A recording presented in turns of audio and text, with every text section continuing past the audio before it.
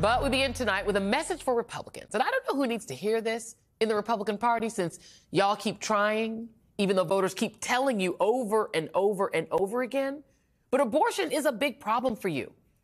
That should be the message Republicans take away from Tuesday's big night for Democrats, as voters sent a resounding message that no matter what Sam Alito and his fellow commanders of Gilead want, stripping half the population of control of their own bodies and reproductive decisions is a massive loser for Republicans. And when voters get the chance to vote to protect that basic right, they're going to do it, whether their state is blue, purple, or red. Abortion rights were the driving issue in elections up and down Tuesday's ballots. Let's start with Virginia. Voters there rejected Republican Governor Glenn Youngkin's genius plan to prime America for a, quote, reasonable national abortion ban. Democrats blocked the Republican takeover of state government, retaining control of the state Senate and flipping control of the Virginia House of Delegates. That will put an end to Glenn Youngkin's plans for a 15-week abortion ban in Virginia and to Republican big money donors' fever dream that the vest-wearing, book-banning finance guy will rescue the party, beat Trump in a late primary, and glide into the White House, having cracked the abortion ban cheat code. It was a hard no for Virginia last night. Meanwhile, in deep red Kentucky, abortion was also at the forefront.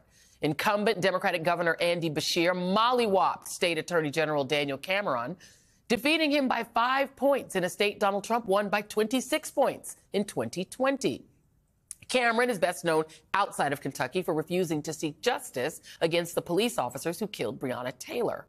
Kentucky voters rejected him in part because of his support for Kentucky's sweeping abortion ban.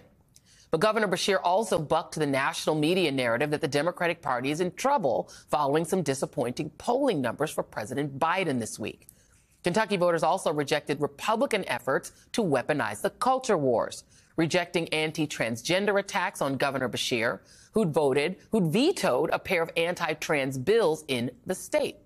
Those attacks also failed in Virginia, where voters also made history, electing the state's first transgender state senator, Danica Roem, one of several historic firsts last night. Sherelle Parker was elected the first woman mayor of Philadelphia. Rhode Island elected its first black U.S. representative, Gabe Amo. And in New York City, Dr. Yusuf Salaam, one of the exonerated 5, won a seat on the city council. And while it was almost all good news for Democrats, in Mississippi, Democrat Brandon Presley, a distant cousin of Elvis, narrowly lost to incumbent Governor Tate Reeves amid voting problems. Polling places ran out of ballots in, surprise, surprise, largely black communities in Mississippi's largest county, encompassing the capital, Jackson. You know, where the water stopped working properly earlier this year and where the nearly all-white state leadership seized control of the police. Perhaps the most resounding victory for abortion rights came in another red state, Ohio, which had a direct abortion question on the ballot. Voters there overwhelmingly said yes to enshrining abortion rights in their state constitution by 14 points. And yet, despite that raft of evidence that abortion is a losing issue for Republicans everywhere, some of them still seem to be not getting the message. Daniel Cameron was a rising star in the Republican Party until he decided to throw his lot in with Donald Trump. I mean, let's face it, Donald Trump is political and electoral poison down ballot. Democrats are trying to scare women into thinking Republicans don't want abortion legal under any circumstances. What an epic failure by Governor Youngkin. This is a huge loss. You put very sexy things like abortion and marijuana on the ballot, and a lot of young people come out and vote. It was a secret sauce for disaster in Ohio. Thank goodness that most of the states in this country don't allow you to put everything on the ballot, because pure democracies are not the way to run a country. We have a very distinguished panel to discuss all of this. Former Senator Claire McCaskill, David Plouffe, former Obama campaign manager, Charlie Sykes, editor-at-large of The Bulwark, and Jason Johnson, professor of politics and journalism at Morgan State University. Claire, I'm going to start with you get through some of these polls. I mean, very sexy things like abortion. Yeah. Sexy. You know, and this is from a guy who has been a radical on this subject, Santorum, forever. Yeah. And what he's basically saying is we do not agree with the majority of America, so therefore we must keep the majority of America from speaking on this topic. Yeah. Democracy is a bad thing, per Santorum. With Roe being overturned, this discussion changed from a theoretical to real for women in America. Yeah. And anybody, I read this morning in the Wall Street Journal, some political genius out of Virginia, Republican consultant, said, well, this won't be that big of an issue next year. I got a newsflash for you. This issue is not going away. Yeah. The women of this country and many of the men do not like their freedom being taken away, do not want the government in this very personal, delicate, difficult situation. They don't want the government there. And they're going to vote that way, and it's going to be a big winner for the Democrats next year. And the thing is, David Plouffe, it's not just a big winner among Democrats. It's a big winner in Republican states, in red states, in Ohio. Let me just read you some of these exit polls in Ohio. NBC exit polls. Ohio women 18 to 44, 74% voted to enshrine abortion in the Constitution. Ohio women over 45. It's less, but it's still 52%. No, 48. Go down to, by education. These are white voters in Ohio. I think only about 7% of the electorate was black, so white voters were the vast majority. White women college graduates, 63% yes. White women non-college graduates were the ones who were 50-50. White male college graduates, 57% yes. It's really only white men without college degrees that were in the 40s. Everyone else was in the 50s or above. Last thing I will read to you from Ohio voters. How do you feel about the Supreme Court overturning Roe v. Wade? The largest percentage in the pluralities was angry. 38%, 22% dissatisfied. David Plouffe, I don't know how much more data Republicans would need to understand that the American people in the majority do not want women's bodies controlled by the state. I don't understand what else to tell them. Do you? Well, and I just want to underscore what Claire said. I think Republicans will try and run away from this issue, but there's no running away from it. The American people believe this is one of the most important issues. They're proven they're going to vote on it. And if Trump is on the top of the ticket, Roe v. Wade was overturned largely because the Supreme Court justices that he nominated. He owns this.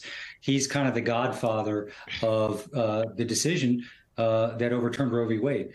I will say this, obviously a great result for Democrats. We should celebrate that. We have a lot of history now going back to 22 that this issue drives. But like in Ohio, that was an election just on abortion. Mm-hmm.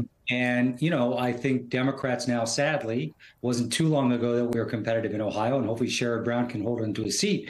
And I think he will. But, we lose a lot of races in that state by 10 points. So the nerd in me thinks as you look at these races, whether it's Kentucky, which was a straight up candidate race, Ohio, the Virginia legislative races, there's a whole bunch of voters there that voted the Democratic side or progressive side that currently aren't saying they're going to vote for Joe Biden or the Democratic candidates. That is a data and research gold mine, to know who they are and what you can do to close the sale. The other thing I'd say is, Democrats, and this wasn't always the case for most of my career, quite frankly, but do perform really well now in lower turnout elections. Mm-hmm. We know if Trump's top of the ticket, his turnout's coming next year. And so that's going to be the challenge is we have to not just do what we need to do with swing voters. And I think abortion can play a big role in that, but we also have to do what we need to do on turnout. And I think that's the biggest concern. We got plenty of time to address it. But that's if things don't go like we'd like to next November, I think that's going to be the factor. And well, let me go to you on this, Jason, because that's a good point. One of the things that Democrats do have an advantage over Republicans is candidate quality. Let's just. Andy Beshear he comes from one of the, it's probably the gold ticket surname to have in the state of Kentucky. His father was governor, very popular. And the other piece of it is it proves that the things you deliver actually matter. Maintaining Obamacare, which they call Connect, which they very wisely didn't call Obamacare. And it's popular. And when his predecessor tried to get rid of it, that is how Andy Beshear beat him the first time. That's how he became governor, was beating the guy who tried to take away Kentuckians' health care. So candidate quality matters, right? But talk about that from the Beshear angle, but also in the Youngkin angle for Republicans. They saw him as their high-quality candidate. But he made that election about abortion. He chose to do that. He said, if I get the majority in these two houses, I'm banning abortion. There's so much to unpack here, Joy. Here's the thing. First off, when it comes to Andy Beshear, he did a good job. He is the second most popular governor in America, besides the governor of Hawaii. Like, he was a very, very popular guy. But this is an extremely red state. So it's not just that he did a good job, but he was running against Daniel Cameron, who arguably is the most loathed candidate amongst black people since the first time Donald Trump ran. I cannot stress this enough. I talked to plenty of people in Kentucky. That man has the blood of Breonna Taylor's hands. Her blood is on his hands. And people remembered that. And black voters remembered that. And Daniel Cameron couldn't run away from that. So Andy Beshear, by focusing on, hey, I've done a good job, and running against someone who is seen as the lowest of the low by most black voters, was a good combination. As far as Glenn Youngkin goes, you hear that sound? You hear that beeping? That's the truck. That's the bandwagon for Glenn Youngkin backing up away from Iowa and every other place. Okay, Glenn Youngkin was looking too far ahead. He was like, I'm going to win these elections. I'm going to be the reverse DeRay. I'm the guy in the vest. I play basketball in my front yard. I'm your cul-de-sac South Park Republican, and I'm going to be able to slide into the presidency. First off, no one is going to move ahead in the Republican Party until Donald Trump is gone. And second, you can't keep hiding what stinks. You can throw on all the cologne you can want. You can put on all the nice candidates you want. Abortion is a dead issue for Republicans. People don't like it, and Youngkin learned that lesson, but the rest of the party isn't going to figure it out. Yeah.